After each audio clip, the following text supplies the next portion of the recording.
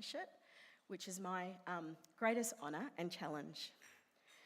We have 8 days until we know if our country has summoned the courage and leadership in our homes, our workplaces, our neighbourhoods, and in the hearts of the country to recognise Aboriginal and Torres Strait Islander people in our nation's birth certificate, the Constitution. It will mean a new dawn, not 1901, not 1788 or 1770, but 60 millennia. To honour those who have walked before us and to offer the traditional welcome to the homelands, I invite Uncle Chegg to join us and to provide our welcome.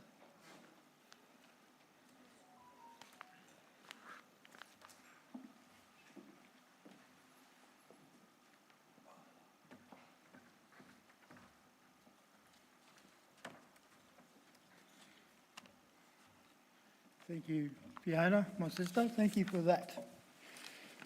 For those who don't know, my name is Gregory Eggett, but as I'm known in this community of Aboriginal and Torres Strait Islander people within southeast Queensland, Chegg or Uncle Chegg. It's a great honour to be here today to do this welcome to country, simply because of these little people in front of us, the next generations, and what's going to happen within the next 14 days, and what their future is going to look like. Before I start, I want to pay respects and acknowledge the Aboriginal and Torres Strait Islander people in the room, especially the elders that are here from significant communities. But also, look, every part of this country they call Australia, we have connection to. In this part of the world, my mobs are Yagara, Gurunpool and Cubby Cubby. For those who don't know, that's most of southeast Queensland. My family name, most of you young fellas, when you come here to go to school, flew straight over my homeland. My homeland, my family name is Moreton, like Moreton Island and Moreton Bay. My mother's great-grandma, she born just down the road here in the birthing place for our mob in the Botanical Gardens many, many years ago. Look, I don't stand here in front of you, and all of us aren't in this room, if we don't acknowledge not just my ancestors that have gone before us, all the different mobs, over 200 language groups and traditional owner groups within this country, their struggle with colonisation, their knowledge, their wisdom. That's why we're here. That's why these little fellas are here, are in schools like they're in today. Look,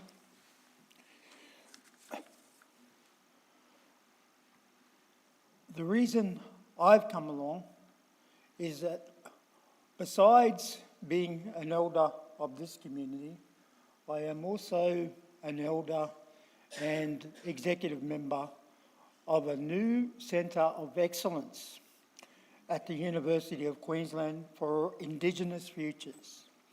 And we are in partnership with Cape York Partners. That's why I'm here to do this. Simply because I believe in the future for our next generations. I don't talk about 10, 15 years. I talk about our children's children, their grandchildren. That's what I talk about. Look, you don't want to listen to this old fella too much longer.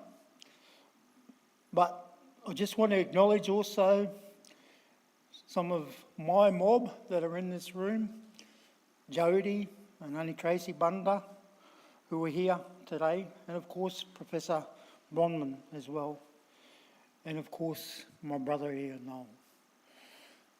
This place doesn't start without his wisdom, and the wisdom of many like them, and like him, and like us. So of course, this is Aboriginal land, not in the past, but now. Yes, we are the oldest continuous living culture in the world. And the spirits have shaped the land. And where those spirits dwell are sacred places. And we are its people. Yes, Aboriginal mob have lived on this country in southeast Queensland for thousands of years. You know, when I went to Teachers College many, many moons ago, they talked about 10,000 years. Now they talk about 65,000 years. Sooner or later, they'll get it right that we was here before time. So, here and to the west, we have the Yagara, the Yagarapul, and the Turrbal people, and more. And to the east, we have the Gurrumpul, the Nunakal, the Nugi people, and more. And south, we have the Mulunjali, the Gidabal, the Bunjalung people, and the Yugambeh people, and more. And to the north, we have the Kabi, the Bachelor, the Waka Waka people, and more. We are the descendants, and we are to be recognised. This land we're on is Aboriginal and Torres Strait Islander land, and always will be, and always will be a spiritual land. And we are its people. Just 2 words in Yagara language, which is Bolka be Bolka, which means welcome, welcome in Yagara language, to this place, to Yagara and Turrbal country. And thank you very much for having me.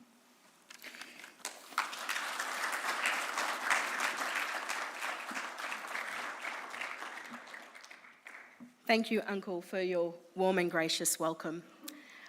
For those of you in the room, welcome. You get to experience it firsthand. But I'd also like to let you know that we're live streaming today and we have a good audience online already. So welcome to those who are streaming in from all different parts of the country. It's a privilege that we get to share this with you.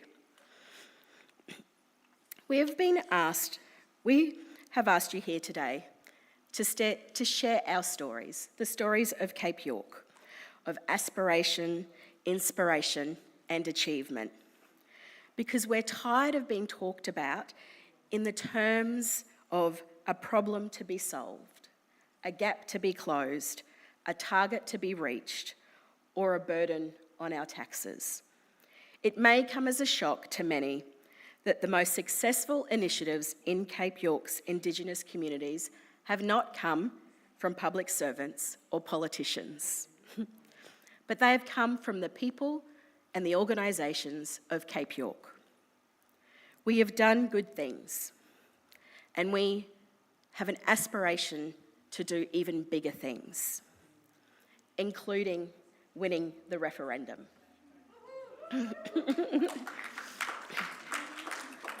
I like that, that's encouraging. Now, though, let's get us energised a little bit more. To get you dancing all the way to the ballot box is Arnie Dora and the Red Dirt Band, all the way from Hopevale, the country of the Gugayamatha people, Robbie D. Mal, Naz McLean, Trevor Gibson, over to the band.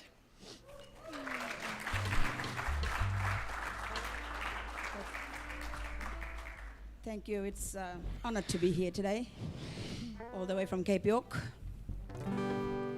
we'd like to share the Constitution song with you. And probably if we sing it later, you can get up and do the line dancing. I know there's someone here who offered to lead us with the line dance. Okay, are we ready, girls? Okay. 1, 2, 3.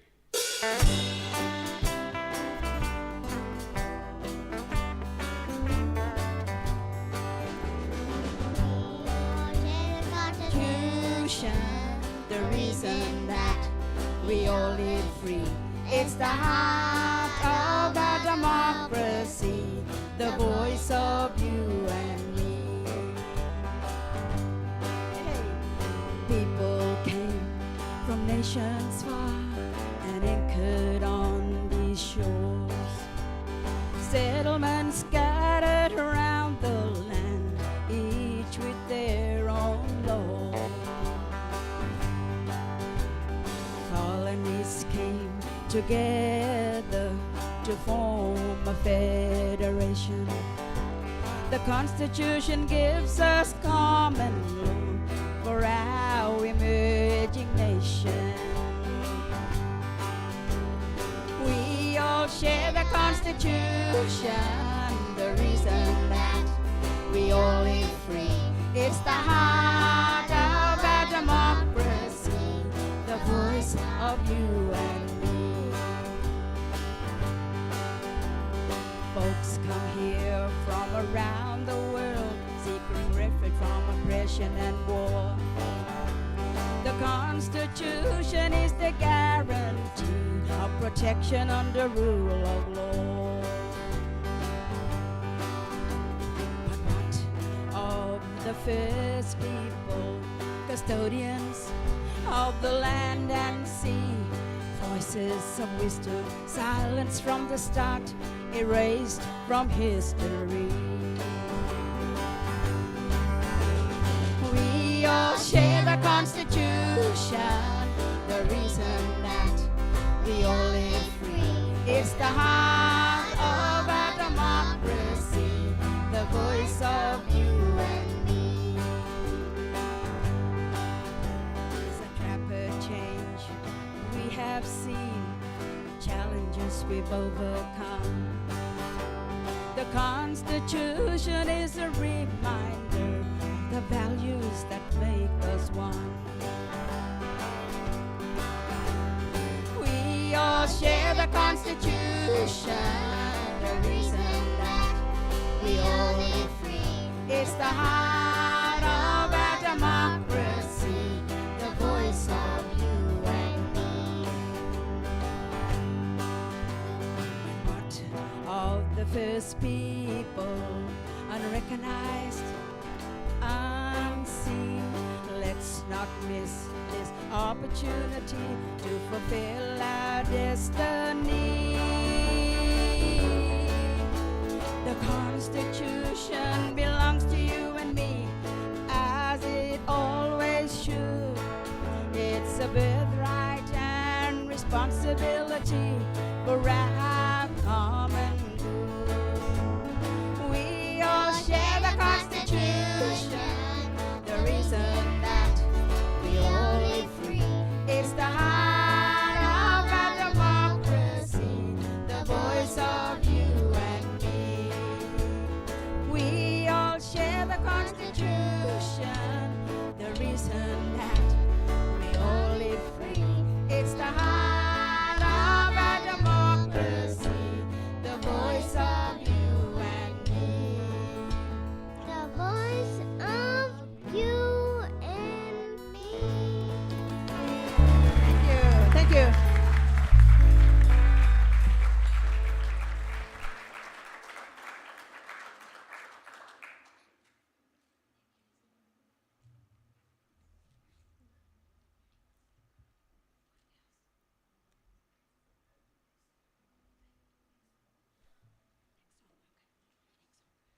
The next song. Sorry. This song I wrote about our hunters, all up at Hopewell. They're all hunting boys, and I made this song up called Goomba Hunters. Goomba is my traditional land in Hopewell, Tupi. And it goes like this. And the girls are going to join me now. Go game the language in the chorus. Ready?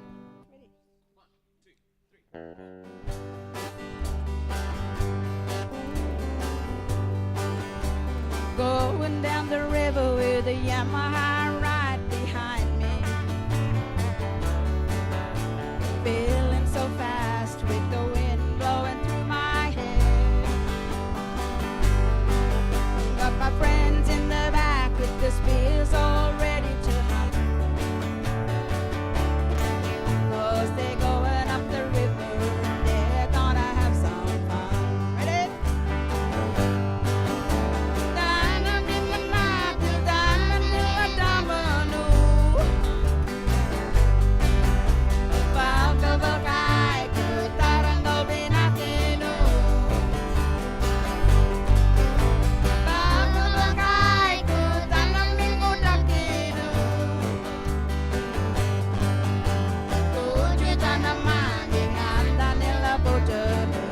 I think we'll let Les lead the way.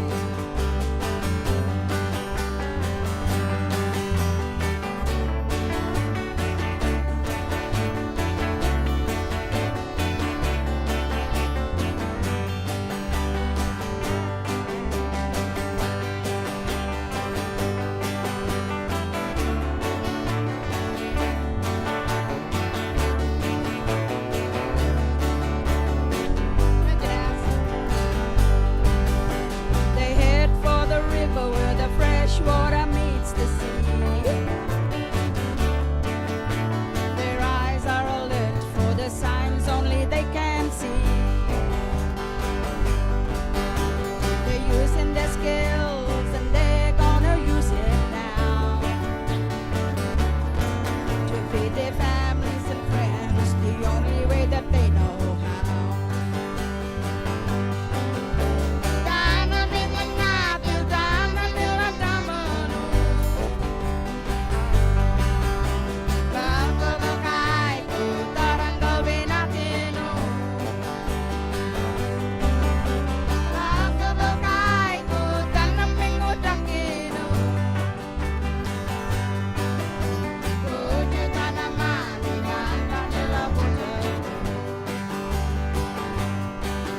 They were taught by elders, considered the best in the land.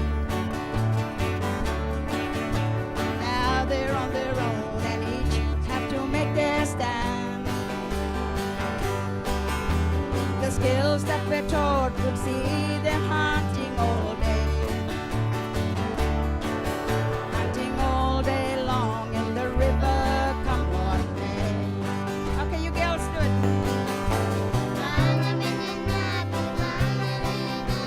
They're gonna see the fish and they're gonna spear it.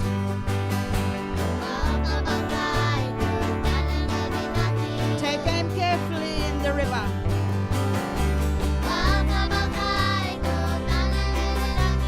Put the woman carefully on the spear. They're gonna bring the fish and we're gonna eat it.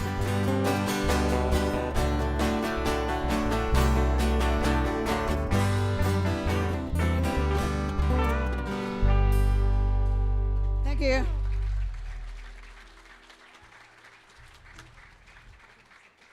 One more. Oh.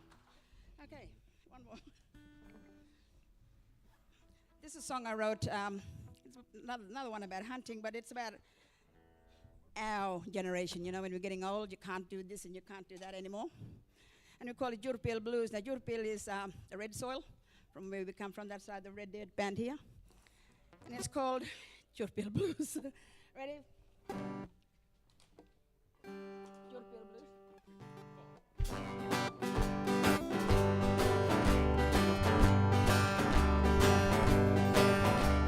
I'm sitting here thinking of days gone by. The blue moon is shining away up in the sky. I let my mind go wandering, wandering to the past.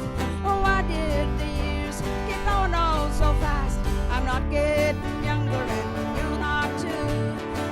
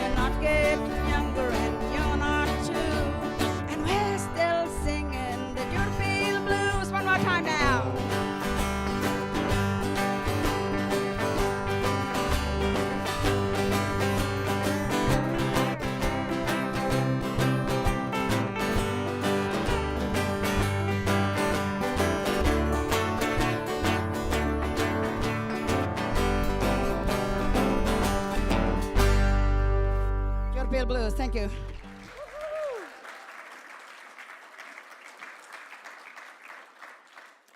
Another big round of applause for Annie Dora and the band.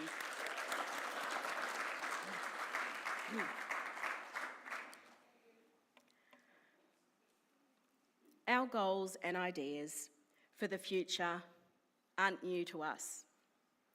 It is really important and special for you to hear the words of those that came before us, to truly appreciate the torment of our powerlessness. I'd like us to watch this video and hear the words of elders past about their aspirations, their words to set the scene for today.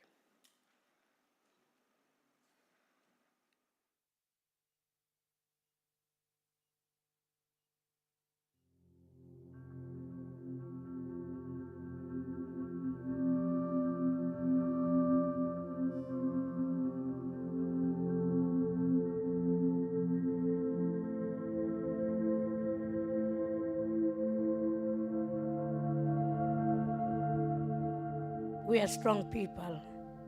The black people of this country, we're the strongest too.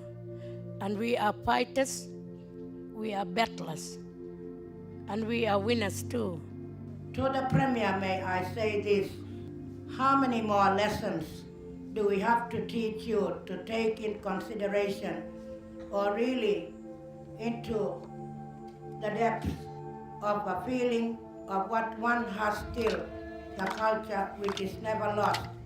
I asked the students one time at school 3 months ago, saying that, what is your future?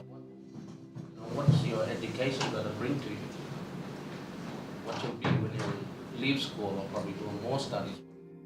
Probably 45% raised their hand and said CDP, which is absolutely earning $440 a week.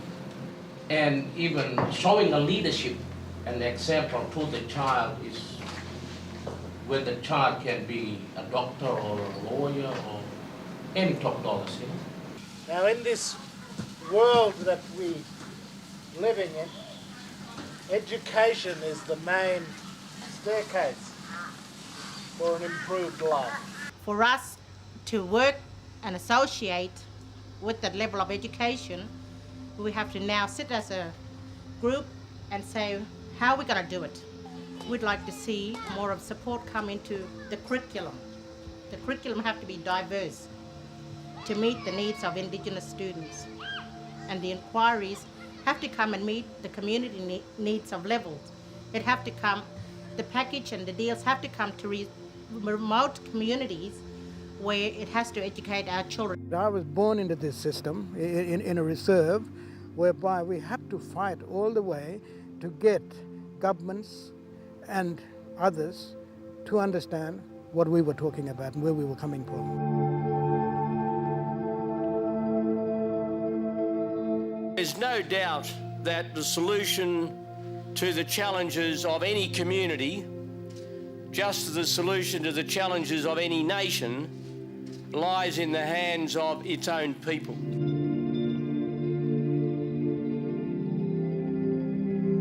We as people in the community, we know our problems. We don't need to get people to come in, write up our problems, write them down. We should be telling the government that this is how we're gonna be self-reliant. This is how it should be, because the government don't know how to resolve those issues. It's about education. We know that within our traditional culture, it's about tradition, that what I experienced, what my mom and dad passed on to me. But when I went to see this white man, well, it's totally different than what the rules is. Instead of the government making all these decisions. We have this fight going on because it's not only for us. We don't want to be there in front of a TV or giving a speech. No. It's what we want or what we think should be for the future of our children. The government are looking for answers. How are we as Indigenous people going to show the government, we can prove that we can do these things.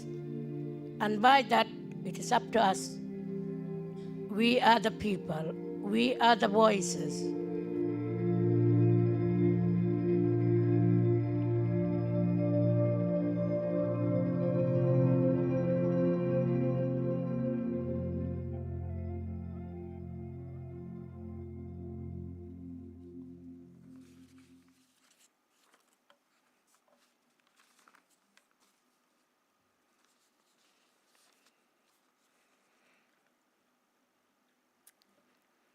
For those that are online and streaming in, I wish you could feel the emotion and energy in this room. Having our future generations sit in the audience, listening and hearing from their old people, the things that they have absolutely set out to do for you and your children. Today, I have the privilege to give an address on the results. Today, we are showcasing the exciting change that is possible at the individual and family level when governments recognise, listen, and work in partnership with Indigenous people.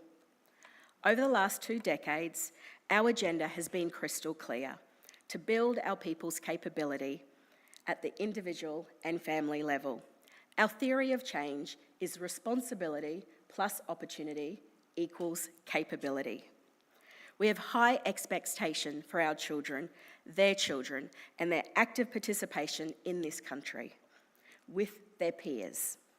Our aspirations have always been greater than anyone else could have for us and our children.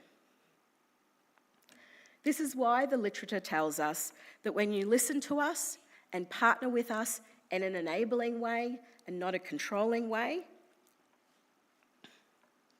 the results are far better. In Cape York, our families and communities want to take responsibility, and with the right support and opportunities, they can, they are, they have, and they do. It all starts with family responsibility. You've got to get things right in the home. In Cape York, we say a better life starts with a budget. We've set up the infrastructure to help people save, even if you are poor, even if the only income is welfare. With the right setup, they save.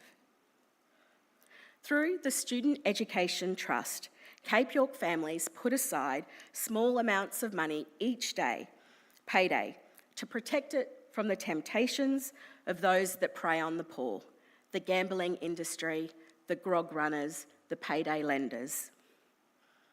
We've set up a facility that lets people put money aside each pay and protects it, so that the money is where they need it to support their children's education from birth to graduation.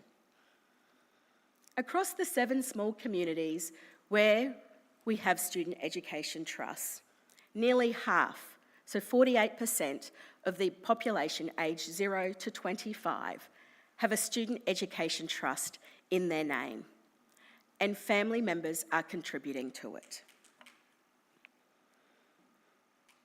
This is family taking responsibilities for their children's education. These contributions aren't subsidised. It all comes from the family. More than $4 million has been contributed, like $4 million has been contributed to student education trust accounts since we started this innovation and initiative. So that's huge savings. It's parents taking responsibility for their children's education and investing in it in some of Australia's poorest and most disadvantaged communities. The money helps kids at school. They can afford uniforms, shoes, books, musical instruments, camps, and graduation gowns. There's no shame. They can afford it, just like every other Australian family. The idea of SET came from Indigenous people themselves, not Canberra, not government.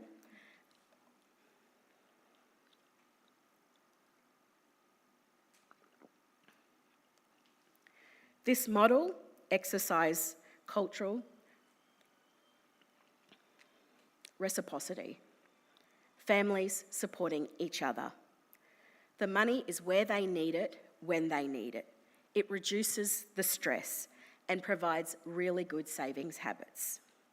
It works like nothing else we've seen across the country to help the poorest people save and support their children's education. Let's talk about school completion. This is where the magic really happens. This is where we transform lives and provide the greatest opportunities. Finishing school reduces their chance of going to jail. It increases their chances of getting a job. It means they are more likely to live healthy, longer lives. School completion across Indigenous Australian communities is very poor. Only 47% of Indigenous Australians across the country graduate from secondary school with an ATAR or VET qualification. In Cape York communities, it's much lower than this. It's approximately 5%. There are 16 discrete communities in Cape York with 4 high school offerings to Year 12. With only 4 high school offerings, without the funds, how could our children partake in the opportunities like every other student? So in Cape York, we had the idea of supporting our Cape York students to go away to some of the best high-quality boarding schools in Queensland to complete their schooling. And that's who's in our audience today.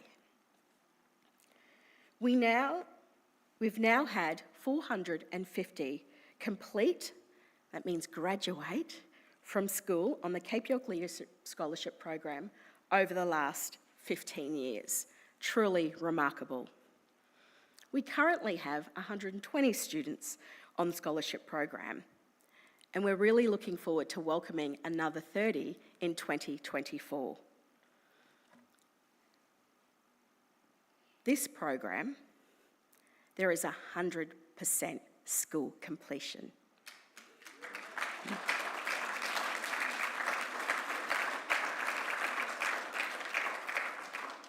A 100%. That's what we're talking about. This is what investing in our people's capability looks like. This is what investing in our young people look like. Who could imagine now that we were unsuccessful in the early 2000s in gaining government support to build a program on the aspirations of Cape York families?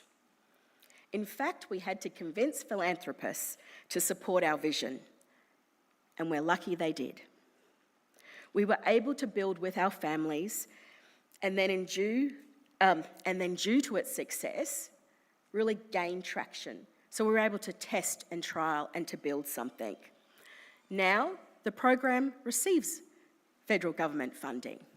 It also had a ripple effect in the early 2000s, and therefore, lots of programs and scholarship programs now are offered to Indigenous kids throughout the country that did not exist before this. We're very proud of that. However, it's not catering for all students who want this opportunity. As parents are taking responsibility, they now expect and demand more opportunity for their children. Along with our families, we have ideas on how to expand and try something different to make the money and go further. How can we do that? But nobody's listening to us. We've been advocating for scale, for flexibility, change, so that we can offer more opportunity. And we've been advocating for this for about 6 years. We won't give up. We don't give up. But it's also why there's such a great opportunity with The Voice. It means we will be listened to. Cape York families contribute financially to the scholarship program too. They always have had skin in the game. But on any measure, this level of success demonstrates its hugely significant return on investment made in these wonderful young people. While we were designing the secondary model, it became clear that our primary schools' results and attendance in Cape York were terrible. If we wanted to cater and have a secondary scholarship program for the majority of kids from Cape York, then we needed to insist on better primary education for our young people. The majority of successful scholars' applications come from the Cape York Aboriginal Australian Academy. This is a model in charter arrangement with Education Queensland in Cowan and Hopevale. This is where we see the highest attendance and performance outputs. This is a First Nations initiative in Cape York. This is successful. Then they are offered positions at our schools across Queensland. Parents fiercely advocate for their kids. It's a thing I love. Our staff at times go, "Oh, we can't give it." I love seeing the demand from our parents. It's incredible to witness each year. Other Cape York communities want to see their primary schools reach the same outcomes as Cowan and Hopevale, but we haven't been able to move the system. We know that those who have been through the Cape York Leaders Program, 6 years, year 7 to year 12, the investment and support that graduate schools gets results, 100%. There's also this other really amazing statistic, and that is the 6-year investment in these young people, when they graduate from further education and they go on to their jobs and chosen careers, in their first 2 years, they actually earn the investment that was invested in them over that 6-year period. It's phenomenal. This is breaking the cycle, rerouting their trajectory with investment in education and creating opportunities for families to build capabilities for themselves and their children.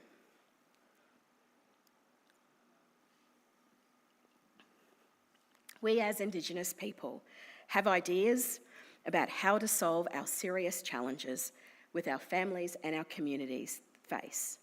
These successes in Cape York communities demonstrate the potential power of listening, empowerment, and responsibility. These are the kind of successes that can be expanded and accelerated by local communities across the country through having a voice.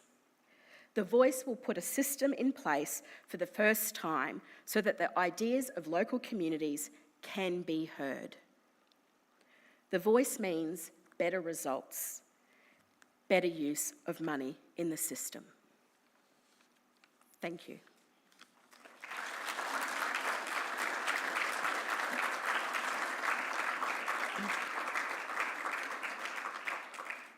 We have a special guest with us today. We have Minister Enoch, who's going to address us.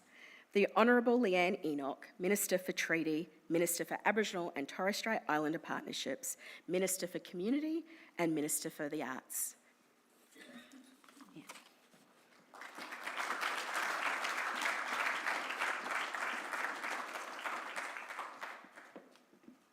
Well, thank you very much. Can I begin in the Jundai language of my people, the Quandamuka people?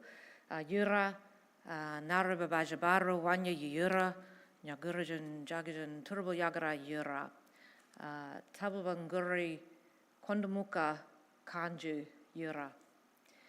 So to acknowledge, of course, all of our ancestors from wherever you might come from across the country, whatever your culture. And of course, to acknowledge the first peoples of this country on which we're gathering today, the Turrbal and the Yagara peoples. And I formally introduce myself as a saltwater person, originally from Quandamuka country, on a place called Minjirraba. Some of you might know it as North Stradbroke Island, with my ancestral ties, of course, into Mulgumpen, which is also known as Moreton Island. I also recognise my grandmother's people, who are Kanju people. So for those of you who might be part of that family, I acknowledge you here in the crowd and online.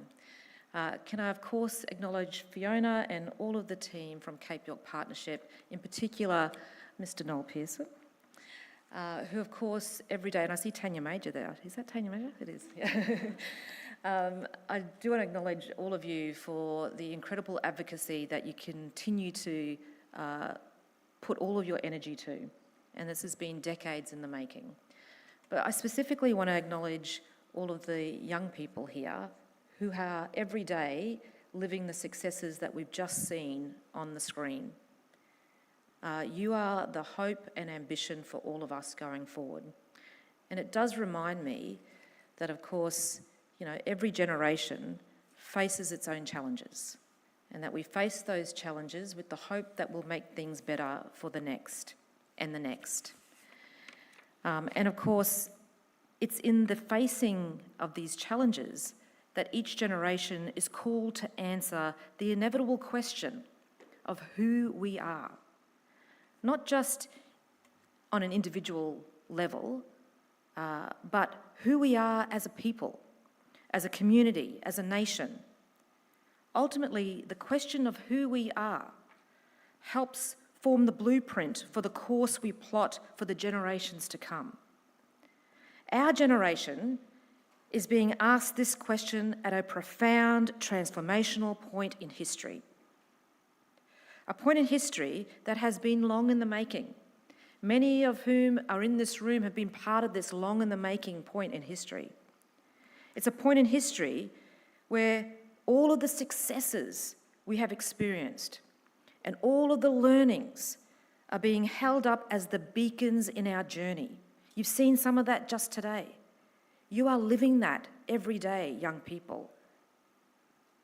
You are living the beacons of hope and the directions that we should be going. It's a point in history that, if embraced, will see a prosperous future for all. This thinking drives the Queensland Government's commitment to voice, to treaty and to truth. We are absolutely committed to reframing the relationship between the first peoples of this state and those that came after. And although there is much to do, we are already making some meaningful steps. And I'll share just a few of those as part of this idea of the beacons of the future. The fact that all of this is being laid bare right now as we debate and answer the question of who we are as a nation, as we go to a referendum where we're being asked to reflect upon, to contribute to the social and cultural identity of this nation, and asking our Constitution to reflect that back to us. We've got to look at where the learnings were, where we've been seeing successes, and how we plot the course forward.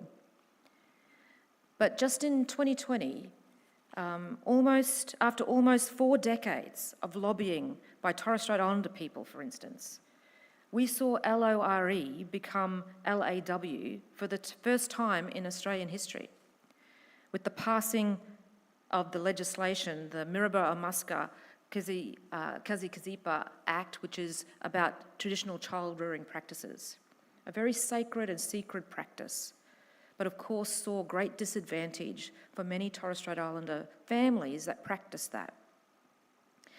Making that law, LAW, as far as the Australian Constitution and as the legal frameworks understand, means that Torres Strait Islander families can now ensure that their cultural lived experience is reflected in their legal identity, which is really important when you think about being able to progress through educational outcomes, etc., even to be able to get your driver's licence. All of these things that help you progress in the future. I was just on TI last week where we opened the office of the Commission there on the island. A welcoming place where families can come and talk very privately about this sacred secret practice. But knowing that this particular transformation of LORE into LAW means that we'll see some very significant changes and prosperity for many people. We know already that we've seen a number of families that have benefited from that. Some 22 cultural recognition orders have been made, with another 6 applications lodged and under review, and a further 15 families being supported to prepare applications. So that's already working. We know that that's a great step forward. My hope is that that absolutely is the precedent to see more LORE turn into LAW, to recognise those ancient practices in those legal frameworks that we live within right now. On top of that, we've seen the handing back of thousands of hectares of land to the rightful custodians, including just a couple of months ago, some 80,000 hectares to the Wanyi people. And that's just part of the bigger story. We've seen some 4.3 million hectares of traditional owners across the Cape have land returned to them. That's the equivalent to the size of the country of Switzerland. But there's more to do. And of course, being able to listen to and understand the importance of being able to manage land in a very cultural way means that we all benefit from it. We've seen more than 200 Indigenous rangers now supported as a result of listening to those on the ground who say traditional burning practices are the way to do things to protect the environment. Being able to secure the environmental ecosystems in a way that reflects cultural practice actually benefits all Queenslanders. And so that's being reflected in the work that we're doing around those local Indigenous rangers, for instance. And of course, we've spoken the truth back into the land once known as Fraser Island and returned it to its original bachelor name of Gari. And that's being repeated over and over, where we're seeing some of those colonial names that have had incredibly painful past associated with it. Seeing those names being changed to reflect a more inclusive society going forward. And of course, as many of you know, on the 10th of May this year, we legislated Queensland's path to treaty with bipartisan support. With bipartisan support. This legislation provides the foundation for all Queenslanders to look deeply and honestly into the truth of our shared, sometimes painful and uncomfortable past and begin the journey of healing together. The next steps on our path to treaty include the establishment of a treaty institute to ready us all for treaty making into the future. And of course, the establishment of a truth-telling and healing inquiry where we will unlock the thousands of generations of stories that our elders and that many others have been carrying with them through the thousands of generations that they are connected to. And on top of that, readying our state archives to be part of that as well. Right now, the state archives has thousands and thousands of records. Just over the last few years, we've digitised more than 16,000 records associated with First Nations peoples, written in the hands of those who actually performed those deeds. That is a powerful piece of information to help us really engage around truth-telling. And of course, the work that we are doing at the local level with regards to our ability to establish those local voices through those decision-making bodies right across Queensland, an important part. Every time we have seen this in Queensland government and in the Commonwealth government, when you listen, when you create the mechanisms where you open your heart and your mind and your binangs to listen, you actually get results on the ground. But what we've seen, of course, over the many decades, that ability to listen, to lean in to the conversation and to hear properly with an open heart, it comes and goes. Where you've got governments who are willing to have those conversations and then governments who turn their back on that. That's why the voice is so important. We need the permanency of voice, regardless of who might be elected at the next election or who might be in government. It's an incredibly important part. It's been proven over and over that that is the way to do it. There's even in the work that Fiona's just shared with you, that is proof that if you have a strong voice on the ground and you listen to it, you can see results. So I want to leave this message particularly for our young students that are here today who are living Black excellence every day of their life. Our goal is to take our responsibility as our generation to ensure that things are better for you. And I hope that as you take up the baton, that you take up your role as your generation that has to answer the question of who we are for that time that you will lead in, that you will be able to see a permanent voice and that you'll be able to see the results that come from the work of so many of the generation of now and the generation of past. I wish you all the very best. I know that the ability for Black excellence to transform, to heal and unite the nation is absolutely a positive opportunity for all. So thank you very much. I look forward to hearing more about exactly how well we all do together when we listen. Thank you.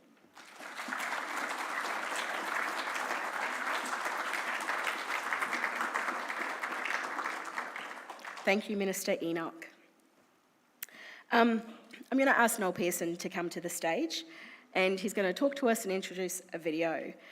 Apart from Noel's family, there's nothing that I've seen that puts a bigger smile on Noel's face, and that is seeing young people succeed in education. He was imprinted by his father's inspiration. Reading makes the full man. It's an inspiration he has for every child in Cape York. Noel.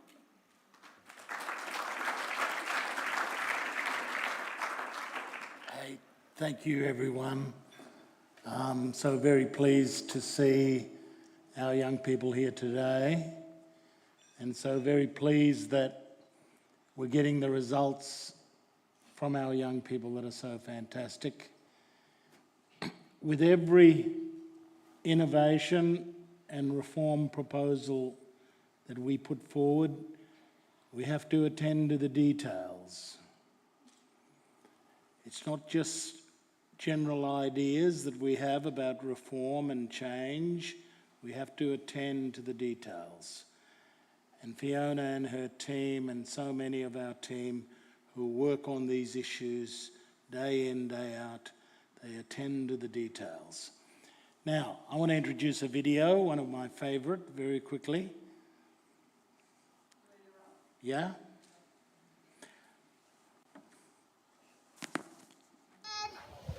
Can I eat a nut? She said, go sit with the cow.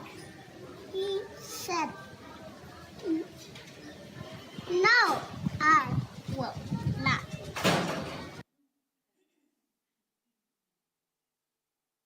What's your name? Lane. What book do you have there, Lane? Grade 1. What grade are you in? Practice. Can you show Mr. White how well you can read your grade 1 story? The cow on the road. All right, let's Lots of men went down the road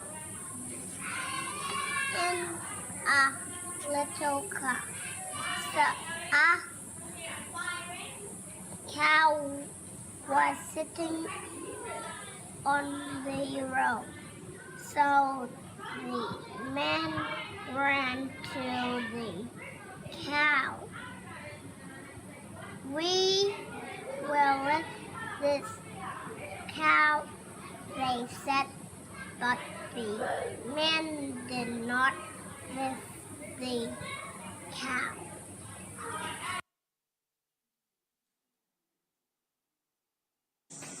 One day the rabbit was jumping all around and saying, ha ha, I am so fast that nobody can beat me in a race. She ran around and around, making a lot of dust, flying up into the air. The other animals were mad.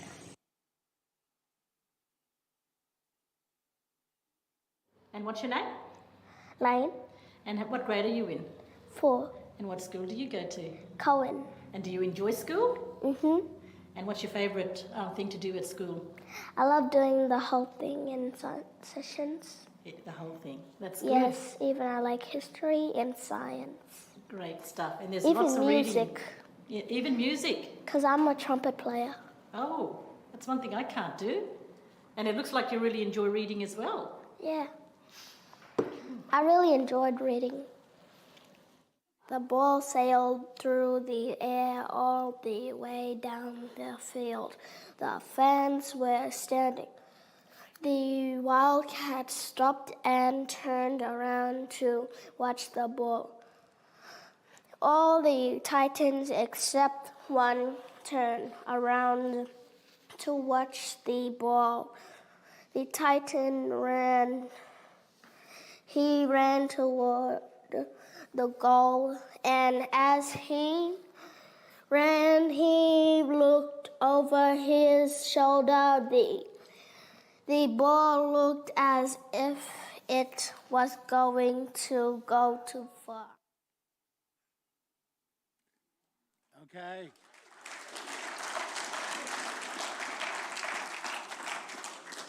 I wonder where Lane is now. Hey, Lane, you going to come up?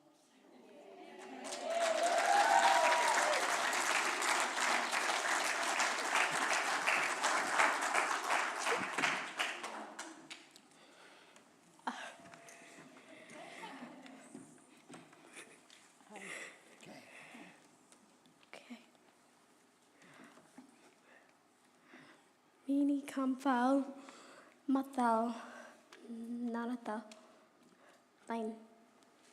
That means good day. My name is Lane.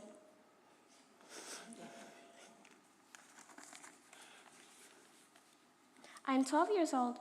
I went to Cape York Aboriginal Australia Academy in Cohen, and now I go to Columba Catholic College in Charters Towers. When I grow up, I want to be a doctor.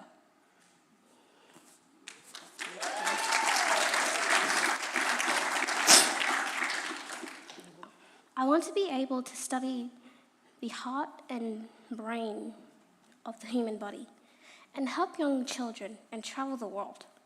My favorite thing to do is read and sketch. I am built for the books, but my twin brother is built for sport.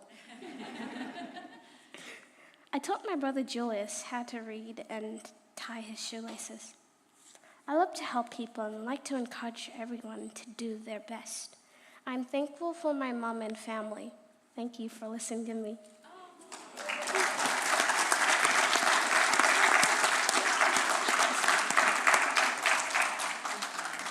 Thank you. You want to say something? I'm just so proud of Lane for the young lady that she has become. And thank you for everyone that has supported.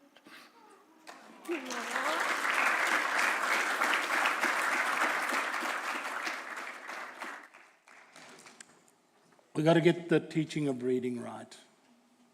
It's absolutely the starting place. Lane was reading at a level in prep that was beyond the average Queensland child. Through direct instruction, we've been able to supply the children from Cohen and Hope Vale absolute instruction so that they can pull together the reading as the first step. It's absolutely crucial that we get the teaching of reading right. It is how we avoid children dropping out in secondary school. Got to get the details right. Now, my frustration, talking about a voice, is that we've got to start in early childhood. We've got to start in the kindergarten. We've got to start proper reading instruction, 20 minutes a day, that's all it will take, to furnish children with the pre-literacy needed so that they can succeed in the school. And because they're two separate institutions, the early childhood kindergarten space and the school space, it is simply beyond my power to join the two together. We've got to close the gap in early childhood because everything else is easy when you close the gap at the beginning rather than at the end. They never have a gap in the beginning. And I can tell you about details. The box of instruction needed in a kindergarten classroom to close the gap on pre-literacy learning costs $250. That is all the teacher needs, a $250 box to teach kids so that they close the gap on reading by the time they hit school, like Lane did. Now she's at Columba and Charters Towers and has all of the world in front of her. So I'm very pleased to be here to see these young people. We've at any one time got 120 students in our program. We need to find a solution for the other 300 kids. We need a second tier program and a third tier program. And by the time we do that, we'll have every kid on a trajectory of vocational education or university. We have ideas. One of the ideas that Fiona mentioned, a home away from home program where children are sharing, a bit like Titar Hostel. That's what I've got in mind, Dora. A revival of a hostel where kids can live together with house parents from their community and attend colleges in Brisbane and Rockhampton and so on. So we're very pleased with the 120 we have at any one time. Your parents knock on our doors relentlessly.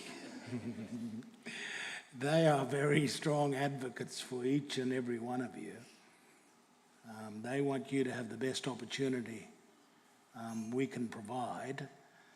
And so we want to move on to the next phase, which is to cater for the second tier and third tier kids from Cape York, so that eventually we have nobody who's not completing high school and going on to vocational education or university. Thank you.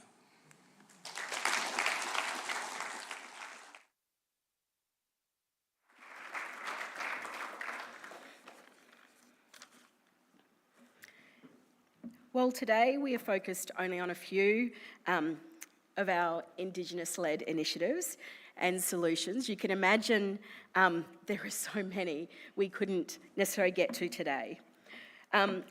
What is context, however, is our investment in young people where traditionally there's been really a lack of solutions. This next video that we're going to watch is hearing from some of our students from the Cape York Girl Academy and some of our Cape York Leaders Program alumni. And then, once the video ends, we're going to have a campfire. You're going to hear directly from our alumni about their stories and their journey.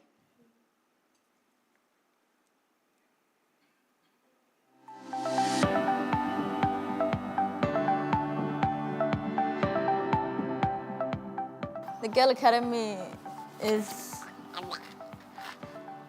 a really good school for me and my daughter because they really helped me a lot and really supported me, being there for me during my ups and downs and helping me out with Alicia while I go to class, and that is just really good. I moved from Bamaga because my family wanted me to get better lives and move from fighting and bullying. At the Girl Academy, we do different things like boxing, yoga, drama. We have babies we can play with. The teachers here, staff, members are all supporting, being there for me, helping me out with my schoolworks and my daughter. I would want an education and I don't know, to know that I have a better opportunity to do what I want to do in life. If I was 25 and I did not have an education, that would be really disappointing because I would just be like my other family members. And I want to have an opportunity to do stuff and travel around the world and yeah.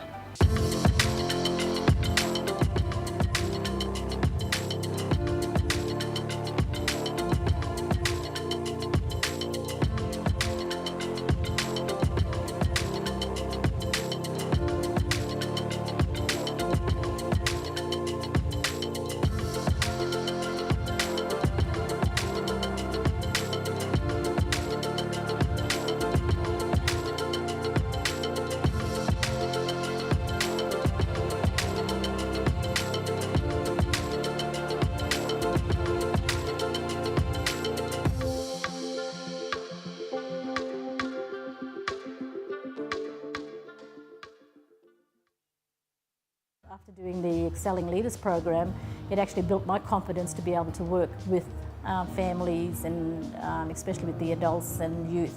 It gave me great confidence, and helped me to mature up and be a better person. The CYLP camp is pretty fun. It's where everyone comes together and connects. They really pushed me, to further my studies after school, and I'm really grateful that I did because now, I'm at uni and I'm enjoying it. It's very fun getting out there with everyone from other communities and spending time with them and getting to know them. It's like bring everyone together, like no, we're not alone. Like we have people that support us and like meet new people, do some stuff you never tried before. The program has just taught me that much about like perseverance through things when times get tough. They've given that support and that push to say, you can do good in your community and help others. So I really want to get my degree and help others in my community. Through the program, I have grown as a person because they've given me many opportunities to prove myself as a leader. I never really saw myself as a role model until I came to the scholarship and people, younger kids would ask me things and stuff about what to do next and stuff, and it's oh my gosh, I actually have a role in this and a responsibility. One of our biggest thing at camp is there is no shame. So a talent quest is something where you can't have shame to be able to get out and perform in front of everybody. When I first came, I was ashamed, didn't know much people, but this camp really changed me because we didn't have much seniors in our group and we had to step up. I think it's really good for kids in the remote areas because they get out of their comfort zone and their confidence and they move into bigger communities and bigger cities for them to help them and get where they want to be. My parents are extremely proud of where I've been and how the things I achieved and coming a long way from remote communities, that sticking out, going to a hard yard and finishing boarding school. If I kind of stayed in my community, I wouldn't have got the experience that I had. Now that I'm down south and I'm thinking of studying further. One of the biggest things I've learned is how to respect and cherish the moments you have when given, and that every moment's a blessing.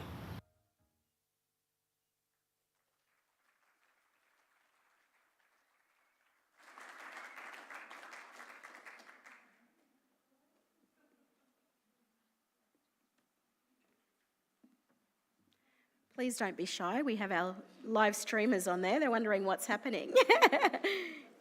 Come on. Can we have those that are sitting on the crates to come first through?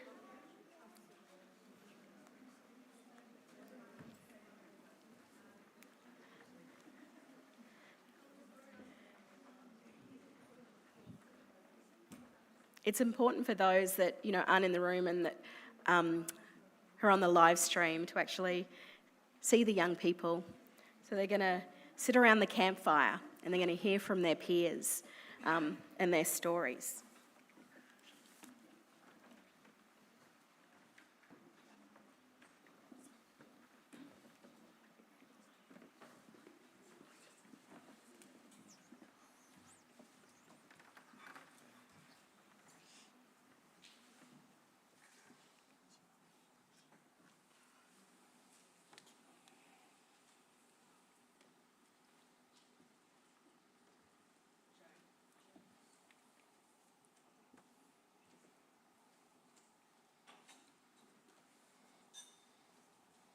name is Joanne Bowen. I'm from Hopewell. I had 5 kids come through CYLP.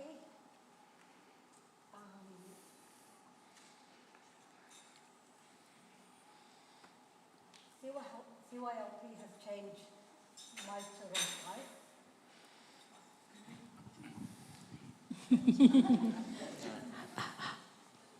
Hi.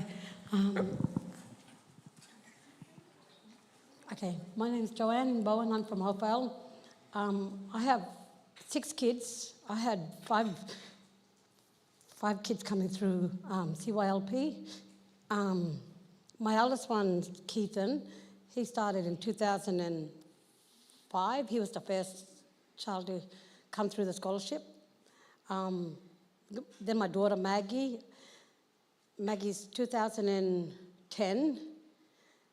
And I've now got 3 kids. One's in Rockhampton, doing grade 12 this year. I've got Sky and Lex at St. Peter's, grade 12, 11 and 12 this year. It's been a rough and tough road getting these kids to school. Leaving families behind is very hard, but coming to a better school and getting a better education is a succeed to their life. And I couldn't thank CYLP Capital enough for what they've done for me and my family.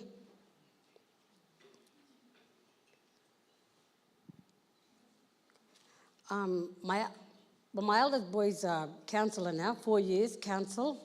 He's working at the school as a behaviour case management.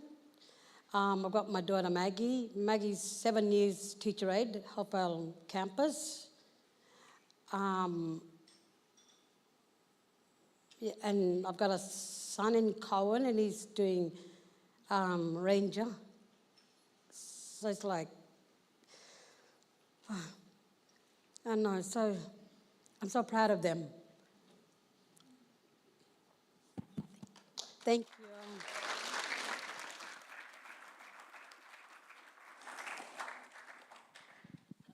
Hi everyone, I'm Tanya Major. For those younger people who don't know, I'm a Clayford College girl, and I didn't realise at the time in the early 90s when I met Uncle Noel that he would come out to Kawanyama and met my mum and invested in me. So I'm actually really proud and emotional because I was with this little kiddie, look, when she was born, and now she's graduating, Shuba May. I'm also a mum of 2 kids, and my little boy is venturing out to boarding school. And so going to university and boarding school is not new to me. Like Yufla, I come from community too. And venturing out and being the only bummer at boarding school was both frightening, and I wanted to go home. I miss fishing, I miss going out bush, I miss hanging out with my family. But the long-term investment now and looking back at staying in at school, sticking it out, going to university not once, not twice, but 3 times has really opened up so many opportunities, not just for yourself, but your family. You don't realise you're a role model. And so I'm so proud of each and every one of you now because, little did I know that little barefoot kid who had no thongs to jump on the plane to come to Brisbane, that now I can actually afford a shoe in New York if I want to. And I proudly say that. But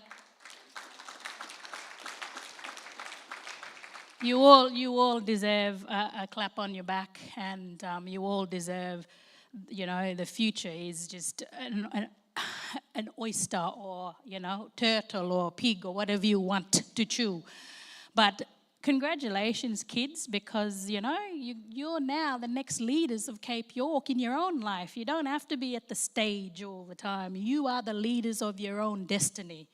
And wear that proudly because you are operating in 2 worlds, and very, very proudly so. And I'm very proud to stand in support of some of you kids and seeing Joanne's children grow up. Wow. And, Troyson, when he first started and how articulate he was. And now, if you want a financial advice or invest in real estate, ring brother. So, and it's our own mob doing it. The point is it's our own mob doing it. And with the opportunity of an education, we can conquer so many challenges. And so I'm very proud of each and every one of you children. You've got so much, to offer the world. And I'm very biased. Clayfield College is the best girls' school. But yeah, congratulations, kiddos. And remember, when you go back to school, have the discussions about the opportunity, to participate in opportunities at schools that not normally have an Indigenous kid. I didn't have the opportunity to play the trombone or a trumpet. And watching kids from Cohen and Hopevale, I just think, wow, if more children in the Cape could have that opportunity, we could get into camps where you will never meet an Indigenous kid before. We can relate to a kid outside of the fact that we are sport, because sport is the only thing that, we are expected to excel at. Well, we do excel at art. We do excel at music. Just give us the opportunity to do that. And today is a testament that you, young lady, wow, this is the opportunity that the opportunities of an education provides us. So congratulations, kiddos. And I follow some of you on TikTok too, so watch out. And Facebook and Instagram. So I am on the social platform, but congratulations once again, and I'm very proud, and I look forward to, sitting in policy tables or strategist tables, or even, talking about Greek philosophy, because we have an opportunity now to take part in that space. We're not just black fellas from remote community. We're worldly young people. Congratulations.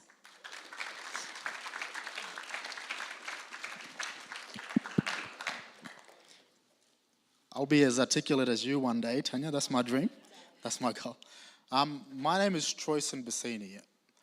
I have ancestral ties to Yarrabah, where I grew up, Hopevale, and Cohen in Cape York. Back in 2008, I ventured from the tiny community of Yarrabah down to Brisbane here. Funny enough, that would have been my third time, I think, in my entire life. I was 15, coming to Brisbane, and went to Morris College, Ashgrove, on the north side here. And I still remember the first day I got to Ashgrove. I waltzed into the boarding house, went to my cubicle, set up my bed, my pillow, put all my personal care away. And then within 5 minutes of me being there, I heard my name being called by the boarding master. Troyson Bassini, please report to, the office, please. I was like, oh, okay, what's going on here? I waltzed into the office and I was like, oh, hey, sir, what's going on? And he said, turn around. And I went like that, and I had a rat's tail that long. It was a blonde one. Just went, choop, cut it straight off. I was like, oh, well, I'm not in the community anymore. And yeah, that sort of stuck with me. Just going from community to that environment, being thrusted into that environment and having to adapt. And that was really challenging at the time. And I was given the opportunity to be there by the Leaders Program. But being there was great, but then having to complete was another challenge in itself, and graduating, because I got there in year 10 and I probably had a gap this wide in literacy and numeracy and math that I had to close real fast. So I was given the opportunity by the Leaders Program to be there, but what kept me there and what got me through there was also the work of the Leaders Program. I think at any given week when I was in year 11, and kids, this is for you as well, I think I had 4 or 5 tutors tutoring me in English, math, law, graphic design, phys ed, 5 tutors at the time, and all paid for and all supported by the Leaders Program. And I got there in year 10, and in 2 years I walked away there with, a graduation certificate and an OP7, which I then walked straight into university. And that really set me up, was that support from the Leaders Program and everyone involved there at the time. And after school, I went on and studied business and commerce at James Cook University, and even that was another challenge in itself, going from school to university. But all I can remember is in my second year, I failed a marketing subject. It was business marketing, one of the marketing subjects, and then I had Tamara give me a call. Tamara's sitting right here. And she said, Troy, what's going on? You failed marketing. We might have to cut you off. And I was like, oh, crap, I had to take responsibility, and because I was given this opportunity and I had to take responsibility.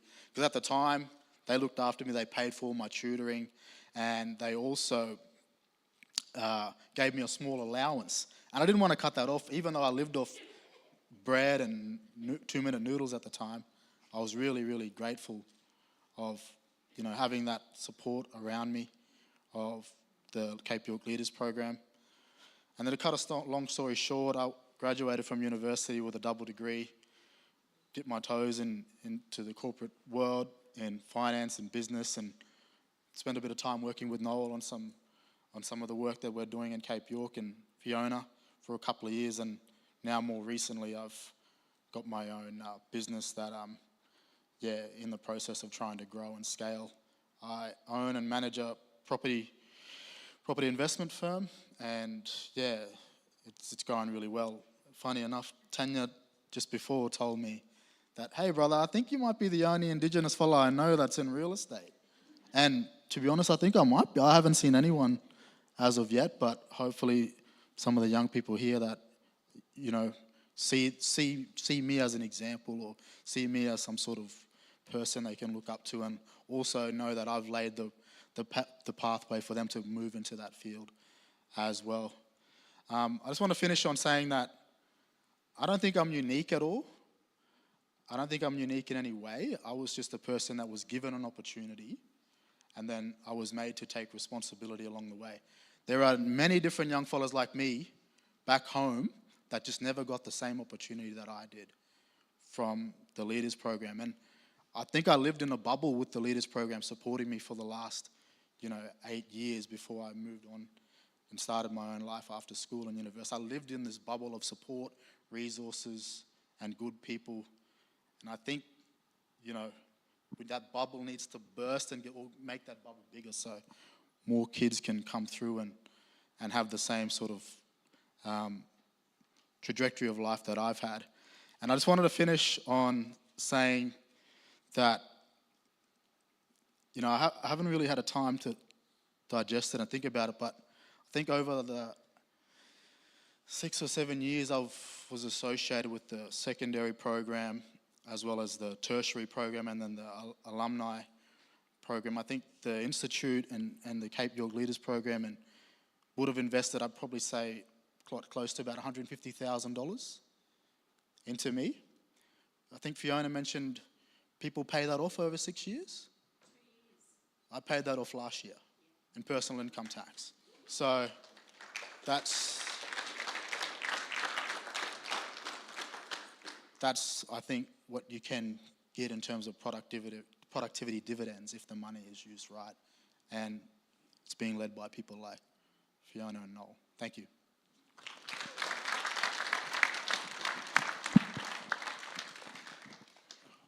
Hi everyone. My name is Wendy Wombi.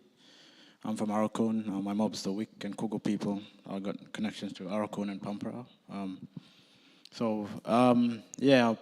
I've been with the Leaders Program for 5 years. So I got my siblings here. I got my 2 brothers and my other sister here.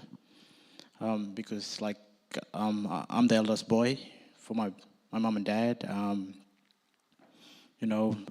think, like a lot of us can relate coming from a remote community, the big city, you walk barefoot, running in the bauxite and stuff, there's only one, street, and there's not many traffic lights up north, but you have to come down to the big smoke, you see a lot of skyscraper, a lot of people going, and, you put into this, elite, prestigious boarding school called Maras Koljashkob, and,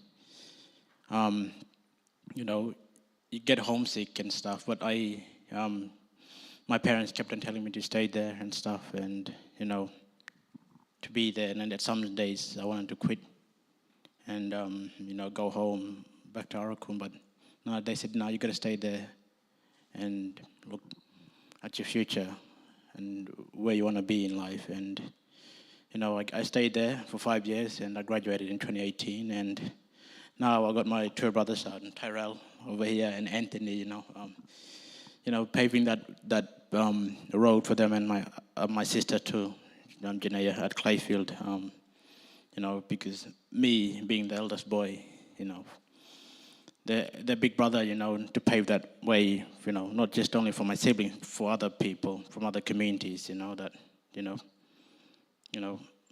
leaders are born, you know, we don't get chosen or get picked, we are born. It's naturally comes within us, and, you know, to keep going because we come from warriors, and, you know, the video I saw was like, wow, that gives me goosebumps, you know, and that, you know, we're still here, always was, always will be. And, you know, doing this, you know, going away and completing and going back and helping my community and doing more further study, a Bachelor of Education, and helping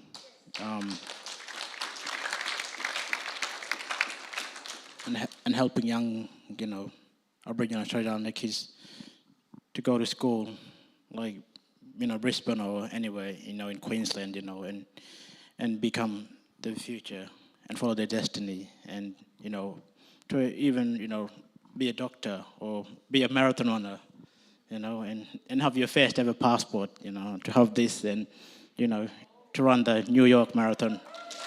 Yes, yeah. You know.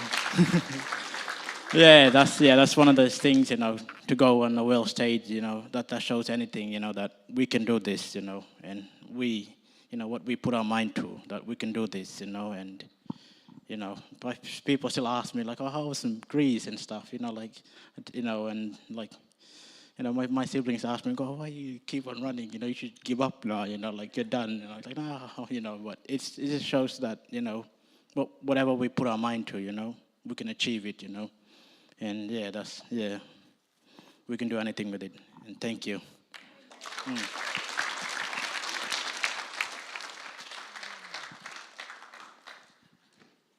Good afternoon. My name is Asan Sam. I'm a proud Bulgamin man from Palm Island with ancestral ties to the Kalkadoon country of Cloncurry and Erub, also known as Darnley Island, which is the Far East Islands up in the Torres Strait.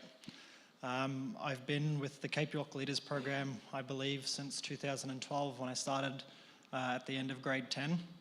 My initiation into the program sort of stemmed from not so comforting home environments that sort of led to a very difficult ending to grade 10.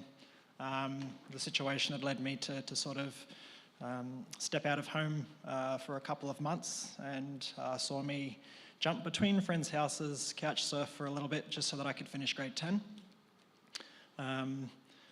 A small part which seems for me along my journey so far, which probably couldn't compare to some of the other Indigenous students out there. I see myself as quite privileged and quite fortunate because of my family upbringing and the sacrifices that my elders have made for me, and the attributes and skills that they've instilled in myself. So I started back in 2012, I believe, coming from a little bit of a dysfunctional environment. My emphasis and my drive for education had sort of dropped off.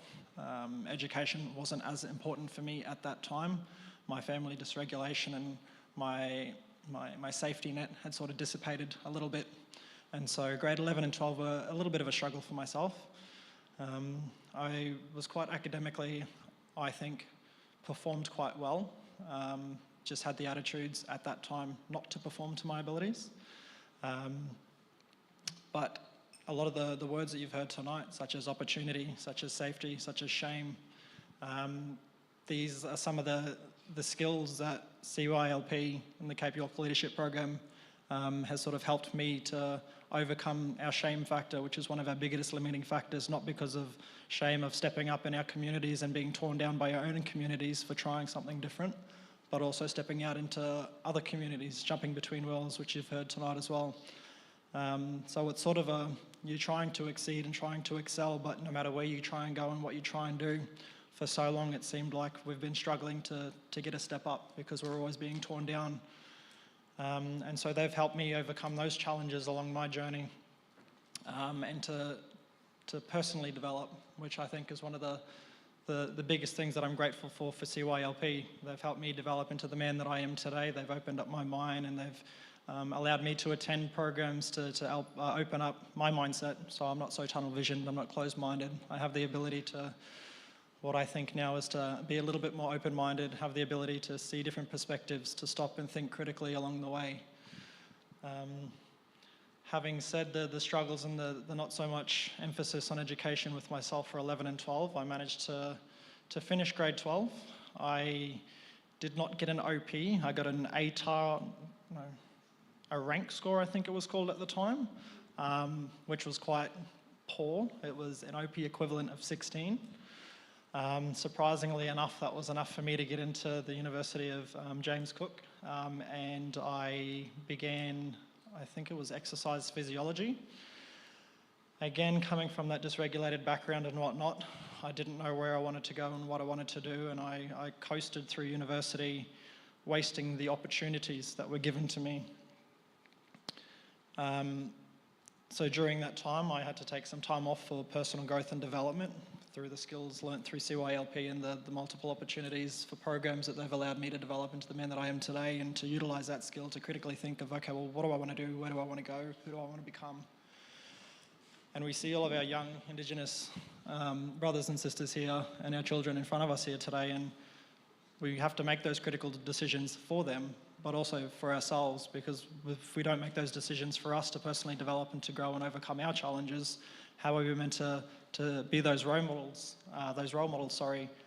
for them, to show them that anything is capable, anything is possible. And we have to be the ones that sort of negate that word shame for them, so that they don't have any boundaries and limitations based on simple little words. So I took a year off in my sports and exercise science degree, had to do a little bit of personal development, and during that time I decided that I didn't want to work 3 labouring jobs because it wasn't really the best. And so I decided to come back to university and pull my finger out. I decided to knuckle down into my studies, and I applied for a scholarship in the end of my sport and exercise science degree to head over to the Solomon Islands for 2 weeks and run exercise programs for the villages over there. And at the time, I applied to study medicine as of 2019, and while I was overseas, I was informed that my application to study a Bachelor of Medicine, Bachelor of Surgery at James Cook University was accepted. And so I have been studying medicine at JCU in Townsville for the last 4 to 5 years. I'm currently going through another personal development stage at the moment, so I've decided to take 12 months off from studies and focus on my mental health and well-being, and sort of get back on track with just daily routine, which is something that we as a people need to do, to reflect on our skills and upskill and realise that burning ourselves out sometimes isn't the best outcome for where we want to be in the long term. I see that a lot of our communities and the people in our communities are quite short set with their mindset and their vision. And so having the ability to get around people and talk and open up our mindset and see those longer term goals is quite vital. So that has led me to where I am today, and to the younger generation in front of us. Don't be ashamed. Nothing is impossible. You break it down, it's I'm possible, and it's just all about mindset. A marathon runner, your mind tells you to stop. After so much running, you get a build-up of lactic acid and all these other metabolites that tells your body to stop because you are in pain. But it's all in your mindset to push through, like Raina does, like all of us do with all of our struggles. The mind will tell you to stop. The body will reinforce that you need to stop. But you can take control of your mind to go further. Pain is only temporary, but the glory that is revealed after it, that lasts forever.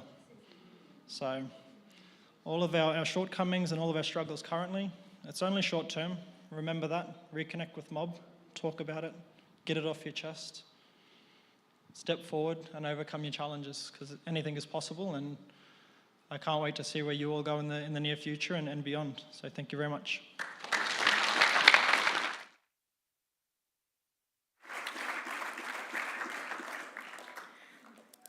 Alrighty, we've got to give them another round of applause. Thank you.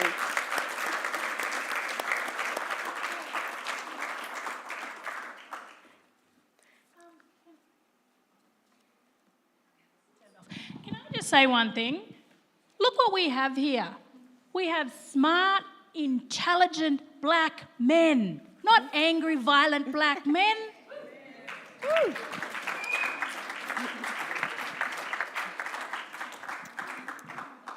Thank you for those that have persisted with us online as well. Thank you so much for coming. To our future generation and leaders, I hope you feel the support and the love. We have shown here today that we do good things, we're capable of good things, and we have such great aspirations for you and for your children. With the recognition of our rightful place as First Australians and through listening, we can do plenty more together with this country. As an amazing moment, unifying and completing our Constitution through Indigenous recognition is needed so that we can get this done in our generation, my generation, so that this next generation are not held back and are fully participating and contributing to our country's success. Let's leave our country a better place for our young people. Yelida, thank you, and over to the band to close us out.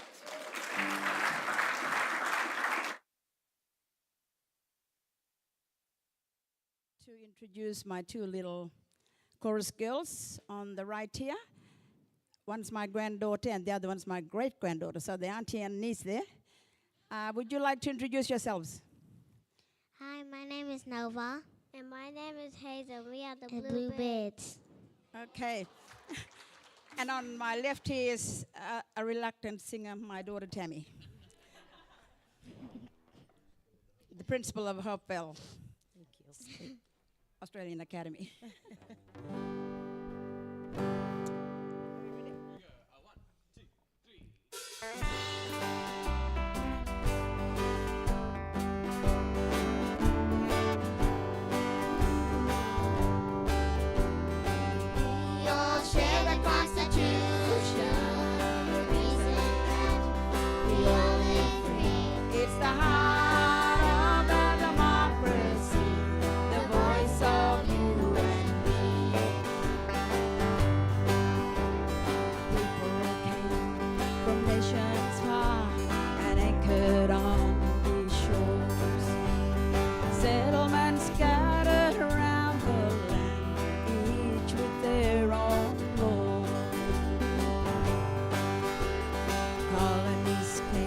Together to form a federation.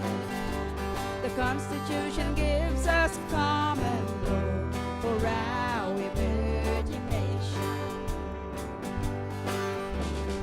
We all share the Constitution, the reason that we all live free. It's the heart of our democracy, the voice of you and me. Folks come here from around the world to bring refuge from oppression and war. The Constitution is their guarantee of protection under rule of law. What of our first people, custodians of the land and sea? Voices of wisdom, silence from the start, erased from history. We all share the Constitution, the reason that we all live free. It's the heart of our democracy, the voice of you and me.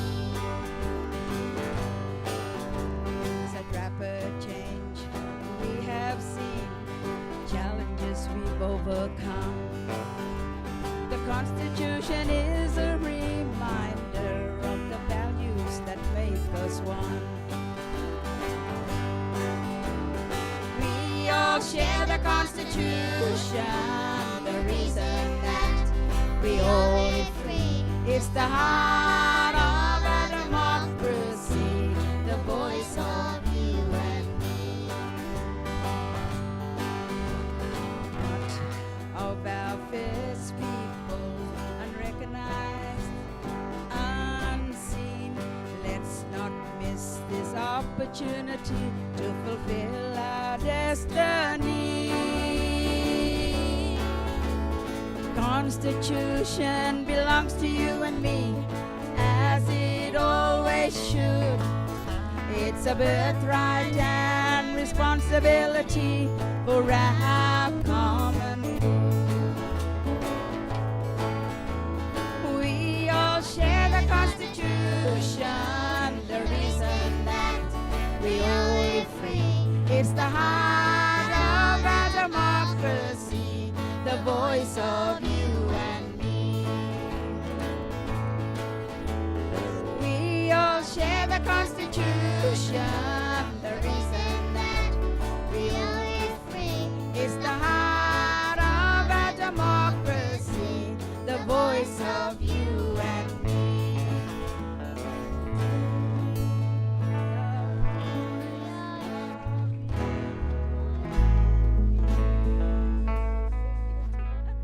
Thank you.